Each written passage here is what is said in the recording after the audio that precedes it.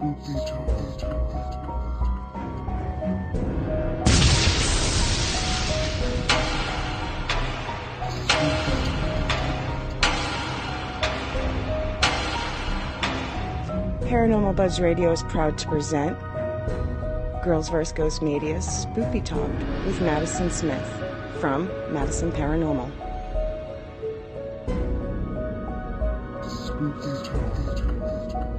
You can find Spooky Talk every other Sunday, 6 Eastern, 5 Central, right here, live on Paranormal Buzz Radio. Be sure to join in the live interactive chat by going to Spreaker.com or downloading the Spreaker app for all devices.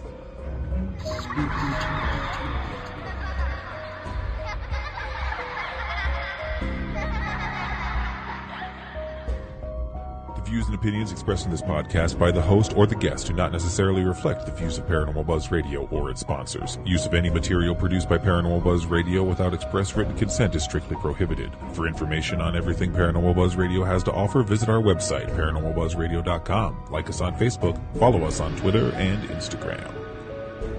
Listener discretion is advised.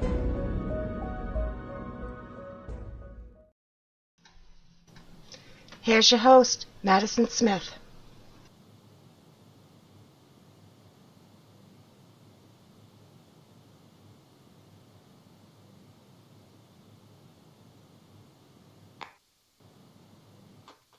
I think Madison Smith.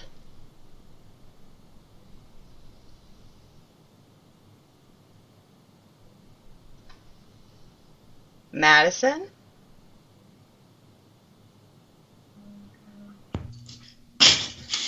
Hi everyone, I am Madison Smith, and I would like to welcome you all to Spooky Talk with Maddie. Tonight's guest is someone I have not had the pleasure of meeting yet.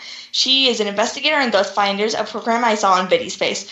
Let's give a great big Spooky Talk welcome to Megan Deputy. Hello everyone. Sorry, I was on mute and I didn't even notice. You are totally fine. Can you hear me as well? Yeah, I can hear you. Awesome. Thank you for having me on, Madison. You are such a powerhouse, and I'm so proud of you. It's an honor to be talking with you tonight. I first heard about you from Daniel Clay's, and just your tenacity and complete love of everything paranormal. I am just astonished at what an inspiration and icon you are, especially, girlfriend, at your age. I am so proud, and I cannot wait to see the things that you have coming up in store in the years ahead. And hashtag, you've already been there, done that. You best believe. Okay, no. Yes. We're going to be like talking that way the whole time, so yeah, you best believe, people. Prepare. Paranormal family. This is what we are. We are family. So we are going to talk that way. Keep on up with it. Yes. Yes, because we are family. Okay, no. Okay. All right. Shall we start the questions? Yes. Talk spoopy with me. Dun, dun, dun, dun, dun, dun. Okay, no. You know what? I should make that a song. That's awesome. I know some people. We can do this, and we will go big. We can. I'll just be dancing in the background, like in the video, like. Yes.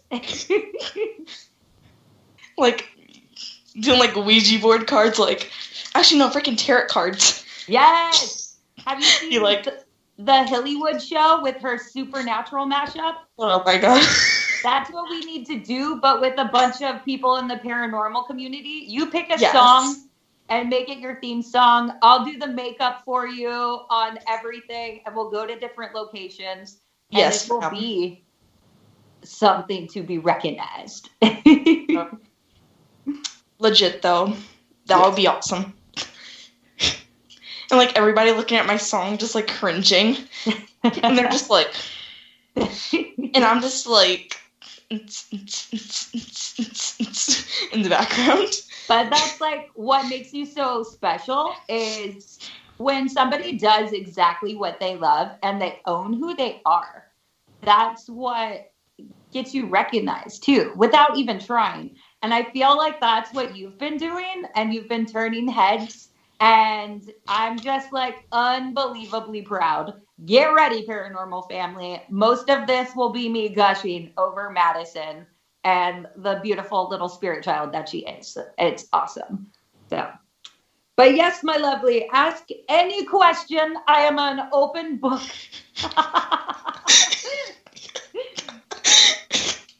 I'm amazing. Yes, you are. I'm very funny. Okay. Shall we start the questions all over again? Yes, go ahead. For the second time.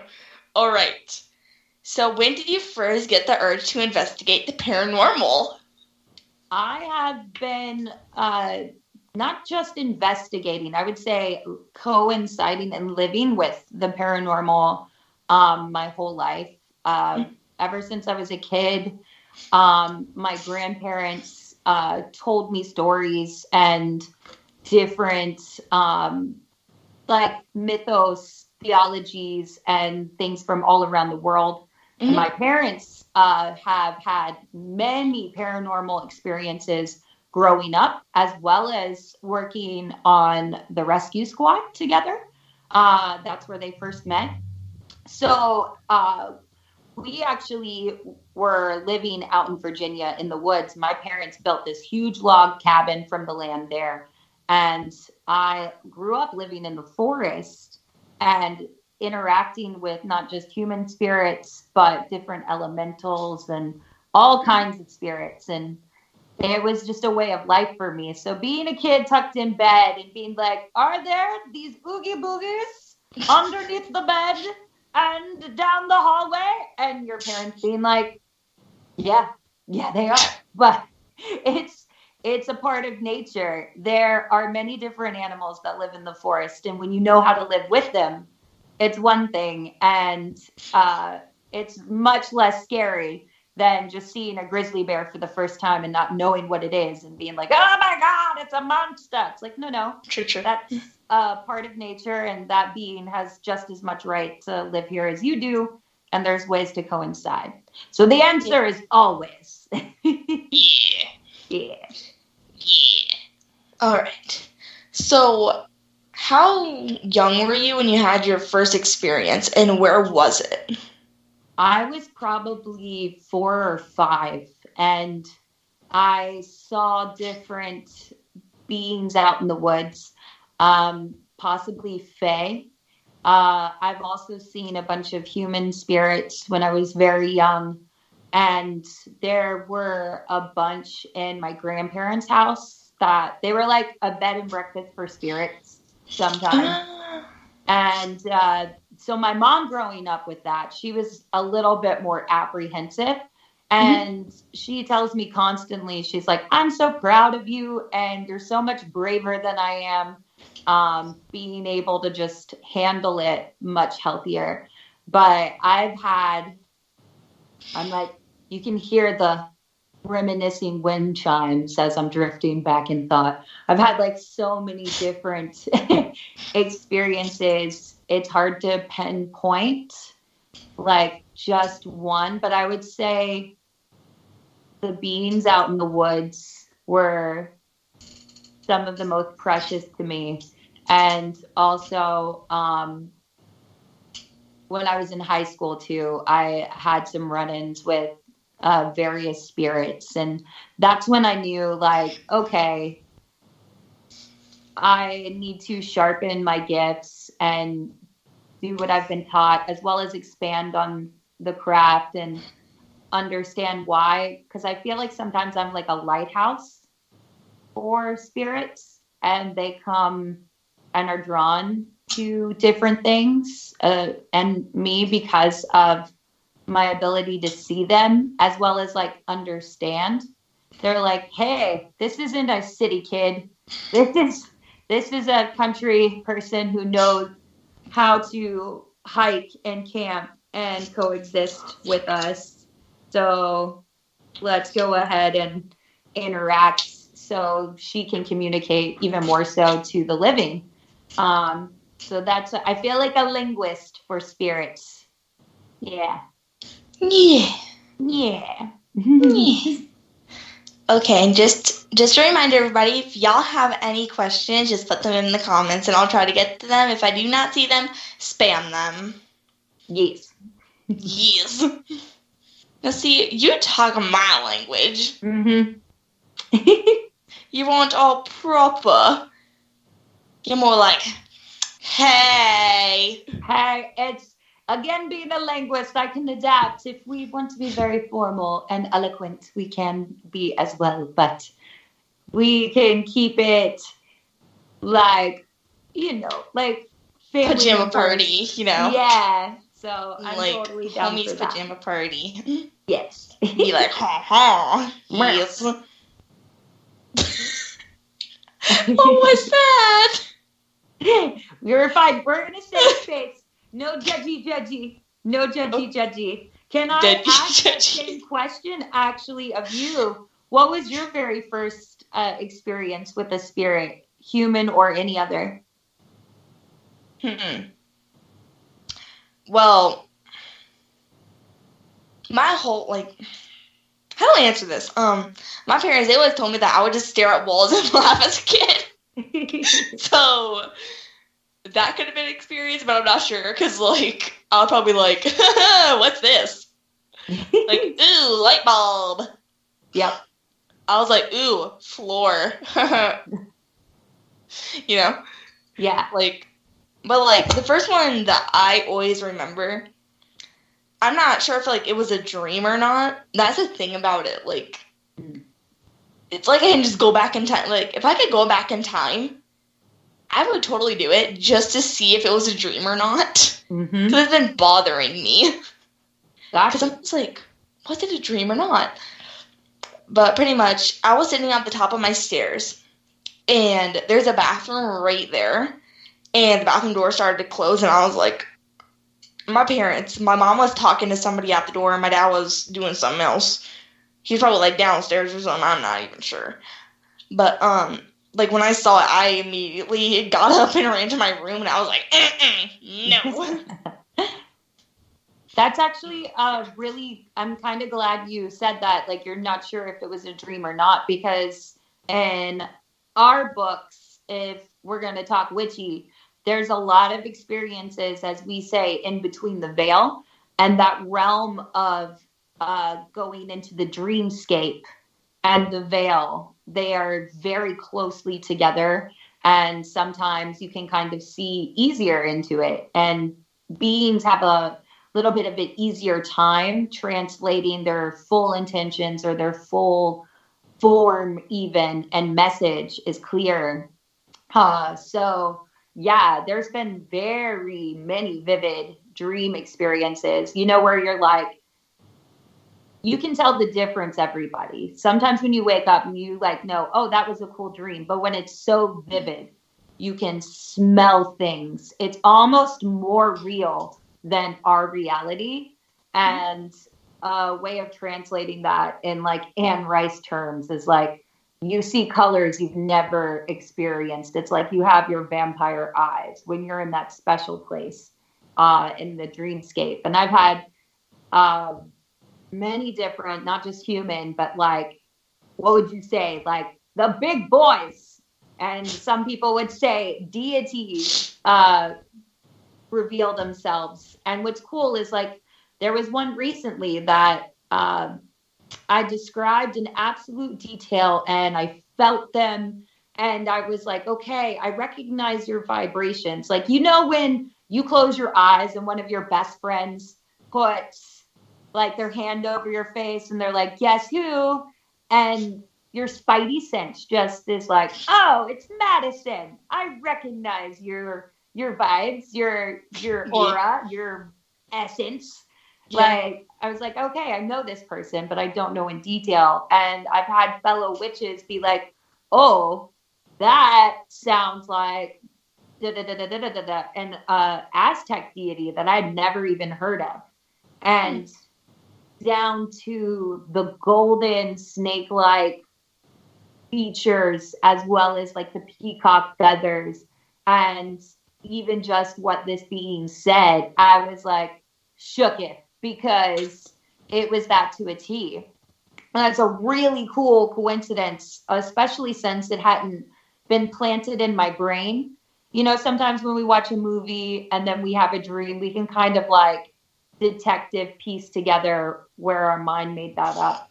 But again, I'm that person too. I will try and debunk or take everything with a grain of salt in like all of the stories you hear. So I'm like, that's a really cool quote unquote coincidence. But I'm going to log that away in my book of shadows, which is like our journal, because sometimes things will be revealed years later, because the concept of time in the spirit world is sometimes very different than our own perspective. Yeah.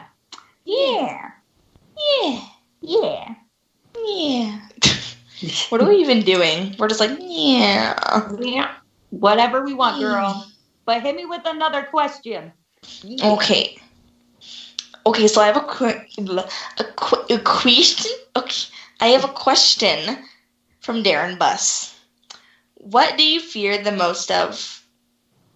What do you fear the most of the paranormal? I would say my biggest fear of the paranormal is for humans to actually demonize everything. That's like almost like stereotyping one group of spirits and then saying it's like that for all of them. I think that's my biggest fear, because it's very vast. It's just like, you know, nature is represented in a bunch of cases. There's many different kinds of people out there, and there's a lot of strangers on the street, and you can't just like, you know, be like, oh, I can't talk to anybody new or thus. I would say that's my biggest fear, is like, I don't want all of the spirits to be demonized at all. And as far as like the heavy hitters out there, when I have come in contact, and it's very rare, to something that's very old and cranky and doesn't want to be talked to or bothered, I go, acknowledged, okay, respect to you, and just kind of give it its space.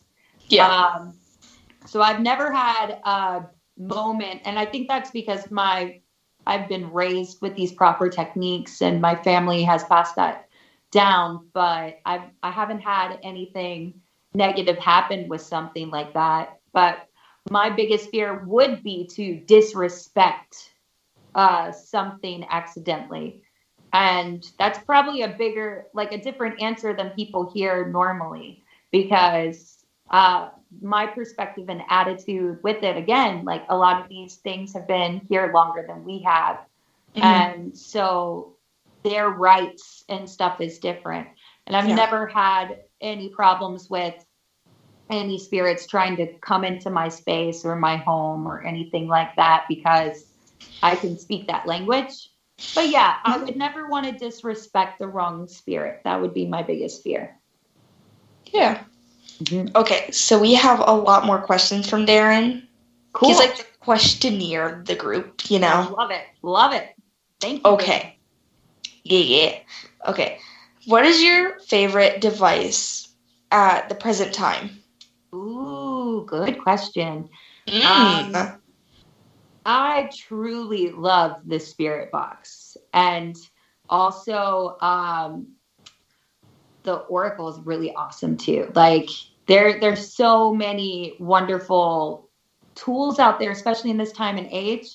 And one of my favorite things when I first started working with the ghost finders, like I've used all these old school witchy techniques, and I could feel and hear these voices in my head, but to first hear through a spirit box the voice coming through, which I could like feel, and I knew without knowing, you know, that answer back, or hearing it while using the spirit board, that was truly remarkable. And also is so validating because Madison, it's like, hey girl, we're not crazy.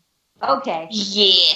This tech is backing up. Like when you have a Connect Cam mapping out a figure of like a small child, and then the spirit box has a voice of a small child, and all of your witchcraft is backing up that too. That's just a lot of quote unquote coincidences that are hard to kind of explain away. So yeah, I truly love the spirit box and the many forms that is the spirit box now. The PSP-7, like it's an 11, like they're really cool, but I think the 7's like my go-to. Yeah. Yeah. Mm-hmm. All right. So another question from Darren.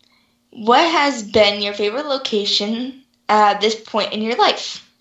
Hands down, the Hinsdale house.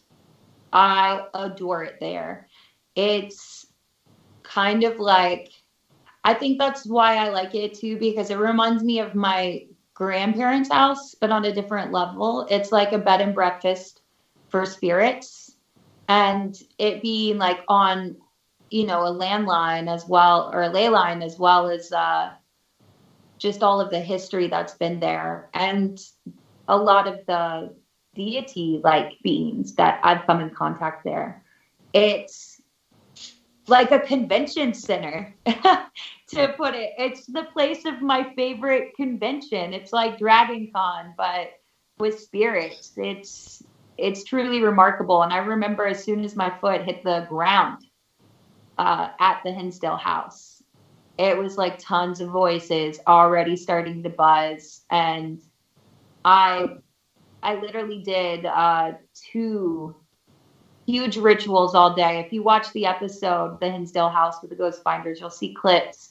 But I was out there in the snow, like, you know, a foot deep in snow, and I didn't feel any cold, really. I could have spent weeks and weeks at the Hinsdale House just making friends with everybody there. And it's just so much respect for it. And I love Dan for the way he's taking care of it and his respect for the spirit community. That's definitely my favorite location for sure. Okay. And then another question going on to that I have. Yeah. What was your favorite piece of evidence that you've gotten at the Hinsdale house? I really loved the communication Annalise was getting with our music box there. Mm-hmm. And I'm sure you know this. We have like so much footage that sometimes doesn't even make the episode. Mm-hmm. But there was one presence that was there. And you can see a clip of this in one of our trailers for season 9, I think. But there was so much chemistry. Sometimes when spirits use forces and transform it into other, that's like when you'll get battery drains and things like mm-hmm. that. But we actually had the smell of sulfur come out of nowhere at the Hinsdale house when there was 2 spirits arguing back and forth with each other. And that was really cool in my book. And just, I could feel everything that was going on. The bees at that place alone and the electronic, like there's so much power coursing through that place and all these little different notes of evidence or how would you say, like findings and cute coincidences that when you list them out are really, really cool. For me personally, speaking with the deities like out there in the pines of the Hinsdale house was a truly magical moment for me. That is where, as soon as I finished ritual, and gave them that thanks and acknowledgement, I made some friends there for sure. And what's cool is some of the chanting we've heard at the Hinsdale house, which has been documented on like a bunch of different things, even the show A Haunting from a long time ago. we were picking up at other locations. So it's like these spirits were kind of like following us, looking, and for me, I could feel they were looking over me, and they had joined my whole gang of guardian spirits / friends. But for those who don't understand that, it could be kind of scary, and that's when people are like, oh my goodness, but it's just like your ancestral spirits looking over you. It's kind of like, it's like Mulan, kids. You got your ancestor spirits watching out for you, but then you also have Mushu, like, tagging along and sent out to, watch your back. So I made a very significant friend of, like, the Mushu variety at the Hinsdale house. And I've felt that presence here and there, and it's been truly wonderful for me. Yeah. Nice. Mm-hmm. All right. So Darren Buss asks, what are the signs of a bad witch that you should walk away from? Well, here's where I'll say that lies in the heart of a person. And there's a lot of stuff that's been modernized and stuff for Hollywood. So the traditional witchcraft that I've learned and I practice, and being eclectic as well, we say in our lovingly group of witches, which we call the village, there is no black or white magic. That's kind of a modernized concept. It's all gray. So to say a bad witch, that's really that's really modern and cliquish and stuff too. But I get where your question's coming from, because there's like a lot of people who are like, ooh, voodoo is scary. Yeah, girl, light that candle.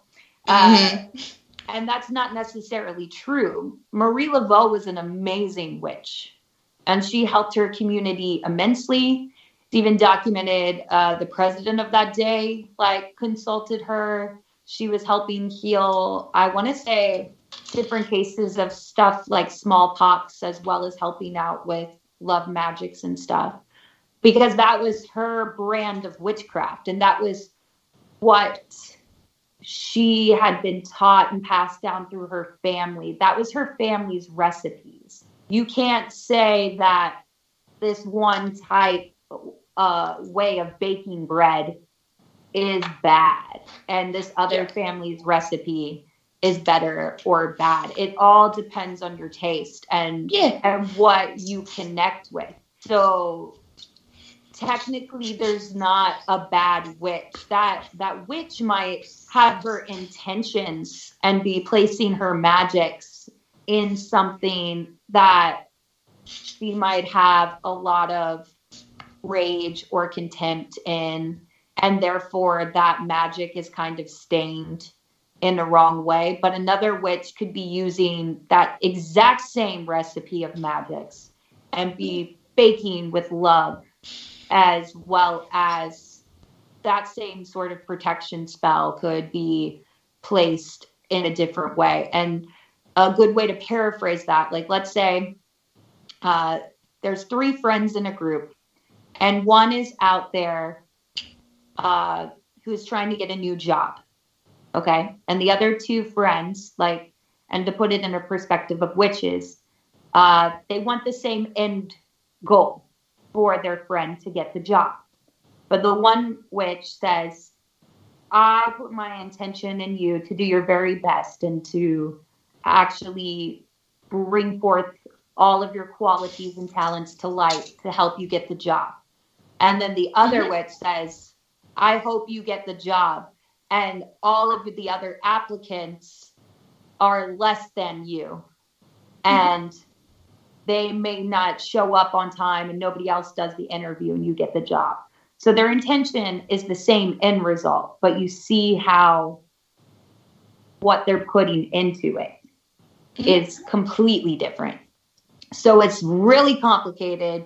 But no, I don't believe there's such a thing as a quote unquote bad witch. That lies with people. And again, it's like you can't say all strangers are bad. Yeah. All one person. No, it's the world is gray. It's all full of gray. Yeah. Yeah. Yeah. Yeah. Okay. Hold on, let me get the question. Okay. Okay, once again, Darren. Has she been across seas for investigations? Ooh, good question.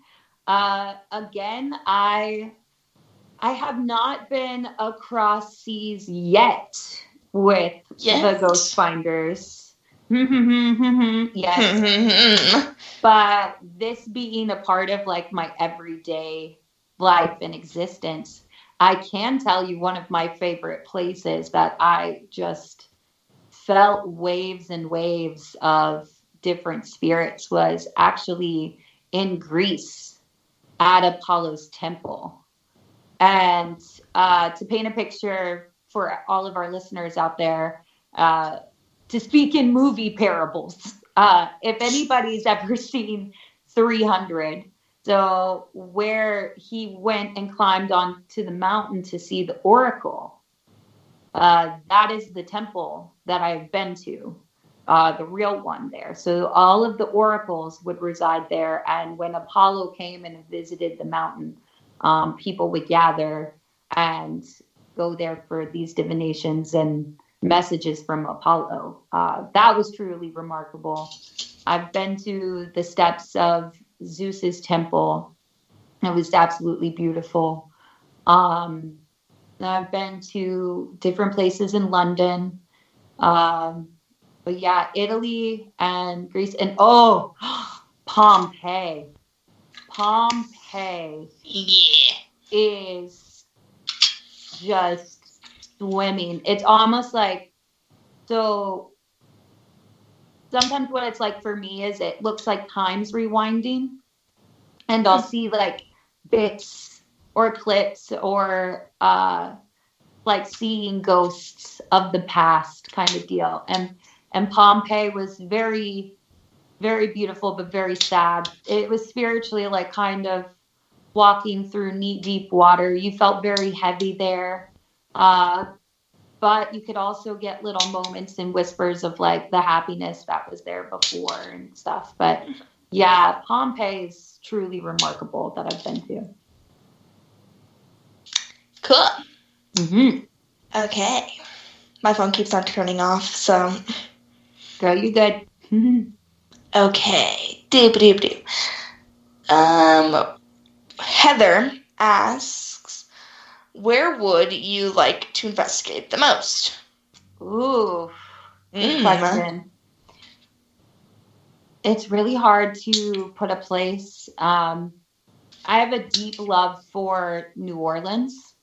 I've been there multiple times, and there's just so many different wonderful kinds of spirits there. So New Orleans is definitely a dream location to go back to with all of the new technology as well as all of my witchy ways. I would love to go there. I also would love to go to some various places in Scotland, especially the mountains there. But maybe most of all, Cornwall, because there is so much history of the witchcraft that I practice from there. I study a lot of Jimagary, and if anybody wants to know some really good places to read some truly impactful writings, troybooks.com from the UK has some of the most amazing witches and documented writings from history. And also the Museum of Witchcraft is located in Cornwall. And that's like the largest and most, it's just beautiful there. You can truly see the love and way of life that a bunch of the cunning folk lived. So yeah, Cornwall, I could stay wrapped up in those lands like forever. Yeah. Yeah. Mm-hmm. Yeah. Okay. Another question from Darren. What are your views on the Amityville house? I don't think I could. I'm kind of like here and there about it. Like, I do believe a lot of the cases and stuff, and I do a lot. I love Ed and Lorraine Warren. I also think sometimes stuff does get like kind of fluffed up, or for so maybe some people have like taken it a little bit crazier than it maybe should have been. I'm not saying Ed and Lorraine did, not at all. But I do believe there was definitely a heavy hitter that was there, spirit. And it's definitely got some power and stuff there. But I'm also one of those people, until I set foot, I have not been there at that place yet. And I'm not sure off the top of my head the state of the house or where the land is itself. But until I go there personally and feel or speak to what it was either possibly there or still is there, or a lot of the neighbor spirits of that land that has seen stuff, I can't make a calculated answer. But I do appreciate Ed and Lorraine's work and how Amityville kind of woke up people to thinking about the spirit world, if that makes sense. Yeah. Yeah. All right. Another question from Darren. Is there a witch cemetery somewhere in the U.S.? Ooh, there probably is. In different places. We sometimes, our burial practices are a bit different. I haven't been to one that's strictly just witches myself, and I've been to a number of places. Like I said, I've been to New Orleans, I've been to Vermont, I've been to Salem, and this is just me personally. And all across the country, Canada, Mexico, like I was raised like travel is one of the most important things in my family and my bloodline, and to know history as well as all cultures of people. So I don't know of one off the top of my head, but I would love to go and visit. But graveyards for witches are sacred spaces, and we do special workings at burial sites. Some of, like, this might sound uber scary to some peeps, but like this is just like a Tuesday for us. Earth burial rituals are really grounding and a great way to connect. So I have done this multiple times, and sometimes with some fellow witches, we'll go out to the graveyard, bring our mirror, kind of draw down the moon, and like rest on the earth that is in the middle of the graveyard, and in a place, not over a grave, but just on that sacred earth, and have our death shroud over top of us. And we just kind of like sink in with the earth and connect and listen to it. Again, it's like a convention meetup, and we speak with those spirits that reside there and the guardians that oversee the graveyard, like the Grimm, and which are like the black dogs that you hear a lot of lore in the UK. They're protector spirits. So not like a Grim Reaper. And yeah, so we'll do that for like 3 hours, just be chilling out with a death shroud on us in a graveyard and doing the magic that we do. But yeah, there's some graveyards I've been to that do have a lot of witches buried there, but I haven't been to one that's just nothing but witches. If you know of a place, Darren, definitely share. I would like to know. Is there a place where anybody would think would be interesting that myself or a number of witches should go and investigate? I'll open that question up. All right. Then Shay asks, is there a location she doesn't want to go back to or won't go back to? Ooh, good question.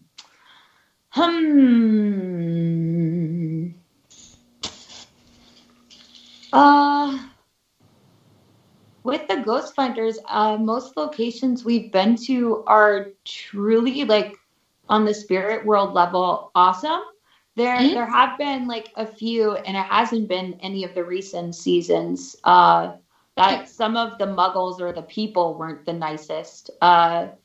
There was like one location that they were actually really, I'll say apprehensive, a little bit like judgmental about my worldviews and who I was, and were not the nicest to our crew as well. So that was a location that I wouldn't personally want to go back to, just because I felt kind of, it just kept reminding me of how much of an outsider I was, and how I don't know, they were just like, all witches are evil kind of deal, you know?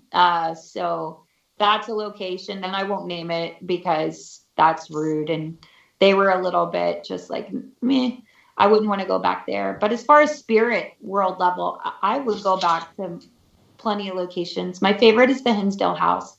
I also love the Selma Mansion, because a lot of the spirits there, I feel like now are family members. So those come to mind. There was one graveyard that my husband and I actually went to, because we do a lot of personal investigations ourselves. And there was one entity, like we didn't even cross into the land of the graveyard. And we felt this heavy hitter, this grizzly bear of a spirit. And we were just like, nope, back away. Not today. Not today. Yeah. So that would be a location I would not want to go back to. And that's here in North Carolina, where I am. Just out of, again, I say respect to that entity and its space. Yeah. Okay. So another question is, what is your favorite urban legend? Ooh. I do love the Bell Witch, just because of also the history documented with her, again, with the president passing through and was like, I would take a number of wars before I would ever like want to go back with the Bell Witch. I also love, my dad and I love stories of the Jersey Devil growing up. Totally love that. And Mothman. Love Mothman. Yep. I could chill, drink tea all day with Mothman. Yeah. And then lots of old stories of the Fae. Banshees, I love them. Fellow witches of mine, they have a banshee that is present here and there in their house, and they're really cool spirits because they watch over the family and they give you a heads up if somebody's going to pass. And I've actually heard their banshee. She spoke to me a number of times, and I've heard her, and she's really, really cool. So I love all of those like urban legends and real like cool bits of truth stories with embellished beautiful fluff, you know? Yeah. Okay. So Darren Buss says, suppose we have a witch buried in Riverside Cemetery in Appleton, Wisconsin, where Kate Blood's headstone bleeds on a full moon. Sounds spoopy, you know? Yeah. Totally sounds spoopy. Spoopy, yeah. Spoopy. Okay. Oh, okay, that's the end of the questions, I guess, until Darren has to be like, oh yeah, here's some more. Cool. Well, feel free. Yeah, spoopy, definitely. And again, until we know exactly what her magics were doing, like a lot of the like old visceral magic sounds super like scary, but it's not always. So blood magics are not necessarily bad. It just depends on what it's being used for, and like using spit and stuff like that. It's like really cool. Yeah, it's just almost like a way of like your magic breath and stuff. You can put your intent into those things, and then it's like a part of you too. So it's very personal magics. Yeah. Yeah. Okay. So I saw your new video on Biddy Space. Yeah. And I want to know, what is your favorite piece of evidence that you got from Belgrove Plantation? Whoa. Well, there's a lot that's going to happen in part 2. So I can't say too much. Yeah. But there was a number of different devices. We had a live video that's already been released, so I can't tell you guys about that. We had all of our devices lighting up. We heard voices over the spirit box. We felt stuff. I was totally taken aback by Belgrove Plantation. Absolutely love that place too. And I think the reason we got such amazing like communication is because we stayed there. We put the work into introducing ourselves to those spirits and giving thanks to them, and they got to know us because we got to stay there too and sleep there. It was awesome. So hearing their voices, Rob could like see them and hear them, and then where I'm lying on the bed in that clip, and I, in a sense, I wasn't fully astral projection because I wouldn't be able to use my lips and things like that. But like they were showing me, and I was like, in a sense, like flying over the plantation, and they were showing me different things through different pieces of time. And it was remarkable. And hearing those key words of what they said, and then them leading us through the devices to exactly what we heard before and what they were showing me through that, like almost flying with my spirit. It was amazing. Like one of the best nights of my life, Madison. It was really, really cool. Yeah. Mm-hmm. Okay. Okay. Darren asks, what is your favorite spell? Ooh, let's see. Good question. There's so many. It's hard to choose. One of my favorite spells is giving thanks to all of my Mushus and ancestral spirits. I love using myrrh and frankincense, and there's a lot of I think you guys have heard me on the show too. I use a lot of ancient Egyptian teachings as well that have been passed down through me and my family, and because they have such a beautiful relationship with their dead. One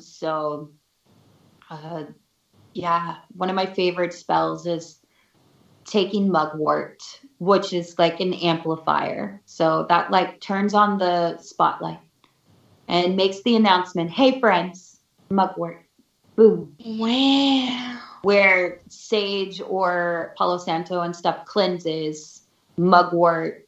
Like if there's a cool party happening in your house, mugwort turns up the volume and it's like, hey guys, it's time to dance. And then I'm like, hey, here's some myrrh and here's some frankincense for you. I'm bringing out the good snacks for the party. Because back in time, myrrh and frankincense, the right kinds, were actually more valuable than gold. So to a lot of these spirits, like that's like totally, bringing out the great cheese board and really beautiful frilly gifts for everybody. Yay. And then stating my thanks. And sometimes I'll use different things of the land to set up that party favor. And then we just dance, magic, dance, magic, dance, magic, dance. singing some David Bowie from The Labyrinth. I don't know if you've seen that before or not, if that's before your time, but yeah, girl. That's one of my favorite spells that I do a lot. And there's a difference between spells, charms, and rituals. So rituals are really fully involved, like spells and dance parties, basically. Yeah. It's a night, it's a thing, it's a holiday like that you do. Charms are really great talismans and stuff too. They're also wonderful, but and then some of my favorite spells, guys. So anybody can do this. It's like cooking. So a spell, and it's like you're making like, let's say, some eggs in the morning. You eat eggs every day. But sometimes you throw a little bit of pepper on it, or you're like, hey, let's go crazy and put some avocado on it. And let's be fancy. Yeah, and it all happens in the moment. And then sometimes if your friend comes over and you're making eggs, they're like, oh, I like it scrambled. And you pick up on that with what you're working with and the spirits that are around you. So a lot of magic is trusting in your instincts. It's not necessarily following the Toll House cookie recipe word for word. Yeah. You can put a little bit of yourself in there too. And if you feel like, ooh, I'm kind of being led to pick this up, I'm kind of being led to do this, that's normally what makes it even more potent and powerful, when you're being true to yourself. Yeah. Mm-hmm. Okay, so another question from Darren. If you come across a full body apparition, who would you want it to be, and what would you say? Ooh, Darren, I love your question so much. Oh, yes. Shout out to Darren. Ooh, there's a couple of people I would love. Of course, you got the personal ones. I actually talk to my nanny, my grandmother, on a regular basis here and there. So she's always one I would want to speak to first. People throughout history, I would love to speak with the spirit of Jean-Arc d'Henri, Joan of Arc, definitely. So much. Just imagining like what she went through in her lifetime. She would be really cool to talk with. What a wonderful woman, you know? Whatever side of the fence you're on, give a girl credit. I also love to speak with Marie Laveau. There was a person in history, I can't reveal who, but we did get to speak to recently. And she was an amazing woman, and it was really cool to speak with her spirit. That was truly a gift. But yeah, I would say my nanny and Joan of Arc, for sure. Yeah. Yeah, that's a really good answer. Thanks. Yeah. So, Darren asked, if you weren't doing this for a living, what would you be doing? Cool. Good question as well. I actually also work as a makeup artist in between the Ghost Finders. So that's been a passion of mine. I actually have my Bachelor's of Arts in film, and I do makeup on various films, and I truly, truly love it. So yeah, I feel very blessed. I do the craft as well as the craft of makeup. You know, all that glamour magic on all of the beautiful talents I've come across. And I've worked with some wonderful film families, and we've made a number of different movies. There was a movie I got to work on actually in London. So I got to do makeup and stuff there, as well as like get to travel. On one of my days off in London, I got to go to the British Museum and see the Book of the Dead in person. And that was truly a memorable moment. So I'm very happy that both sides of my career has really helped me like follow my dreams. And I can feel my grandparents are really proud of me for that. Yeah, so don't be afraid, guys. Go out and do what you feel you are led to do because you never know where it'll take you. Wow. Well, okay. Let's see if there's anything else. All right. So you like games, right? Oh, yeah. Oh, yeah. Okay. So we're going to play a game called Rapid Fire with Maddie. Yeah. So I'm going to get my timer. Okay. Okay, and I'll start it once it loads. Okay. Are you ready? I'm ready. Cracks knuckles. Let's go. All right. Late nights or early mornings? Late nights. Real bacon or that fake bacon? Turkey. Real bacon. Yeah. Winter or summer? Summer. Soda or pop? Soda. Xbox or PlayStation? PlayStation. Your greatest achievement? Ooh, speaking with spirits. Last time you got scared? When I thought someone was going to spoil Midsummer. SB7 or an app? SB7. DC or Marvel? Marvel. Dogs or cats? Cats. Wow. Okay. Action or horror movies? Horror movies. Late nights or... Wait, we already had that one. Who do you admire the most? I would say probably my grandmother, my nanny. Okay. What is your dream job? What I'm doing right now. All right. Describe yourself in 3 words. I would say, let's see, perky. Okay. Dark and decadent. I think that sums me up. Okay. Where is the worst place you could get stuck at? Oh, probably the post office or Lowe's Hardware. Ooh. What would you do on Mars for fun? On March? On Mars. Oh, on Mars. Ooh. Yeah. I would totally be dancing on Mars with the star people. That's what I would be doing. And maybe like hiking in Mars. That's what I'd want. And singing Sailor Moon because, yeah, when in Rome. Okay. Who is your favorite person to investigate with? Ooh. Hard. I know. Ha. Probably Rob, because, like, he's that family member. He's my brother.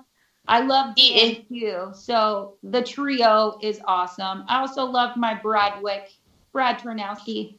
Love him. He's a great one. Yeah. Okay. On a scale of 1 to 10, how cool are you? I'll say, I guess I'm an 8. A lot of my friends would be like, girl, numbers are no thing. But I guess I'll give myself a solid 8. I gotta go 20 out of 10. Oh, well, thank you, babe. You're so sweet. You're definitely, you're like, totally 100 out of 10. Just nah, I'm more like 11. I'm like, okay. What is your favorite song? Ooh. Probably Marilyn, My Bitterness by the Crusados. I've loved them since I was 11. Jackalhead is another good one by them, but yeah. Marilyn, My Bitterness. Yeah. Okay. Residential or commercial investigation? Probably residential. Works. Residential. Oof. Like, I love the little places and nooks and tiny mansions that the spirits are like, oh, hey, oh, I've been so lonely. I want to speak with people. Hello. Okay. Pizza or tacos? Tacos. Favorite ice cream? Oh, pretty much all Ben and Jerry's. If I had to pick a flavor, back in the day, it was fish food, man. That was like chocolate with marshmallow and little choco fishies. It was the noms. And then I'll get a random strawberry ice cream flavor. Yeah. Okay. And then last question. Are there human ghosts underwater? I believe so. I feel like they can go where they want to at times, because some spirits can follow people through different places. And if they choose to be in a place, sometimes it's because they want to be there or they feel like they're stuck there, So, yeah, totally. Yeah. Okay. So your time was about 4 minutes. The only reason why I'm going to say about 4 minutes is because I accidentally pushed a button. Yeah. And then I put on this lap thing like, oh yeah, how many laps can you do? I'm like, what? So, yeah. We're all good. Cool. Woohoo. Okay. Before I do the little outro, would you like to promote yourself? Sure. Yeah. Yeah. I am pretty much an open book, my friends. My name is Megan Deputy, and I've been with the Ghost Finders for the past now 4 going on 5 years. And I am an eclectic witch that uses traditional witchcraft to communicate with spirits, as well as modern paranormal tech.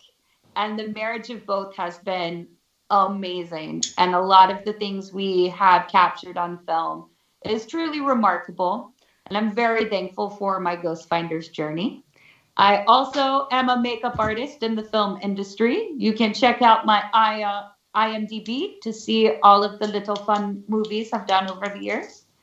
And yeah, I'm totally accessible on Instagram, Megan Deputy. You can reach out on the Ghost Finders channel, Facebook. I have some fans that I've met at Silicon Valley that I Instagram back and forth with them randomly all the time. They're like, hey, check out my altar and the things I'm doing. Or, hey, Megan, I have this witchcraft question for you. Totally hit me up, guys. I am super easy to talk to. Yeah, I love our paranormal family and our community. Nick Groff is out there doing amazing things with Vidi Space and just making waves. Love Paranormal Lockdown. Love Daniel Clay's The Hinsdale House. Guys, if you can check that out, please do.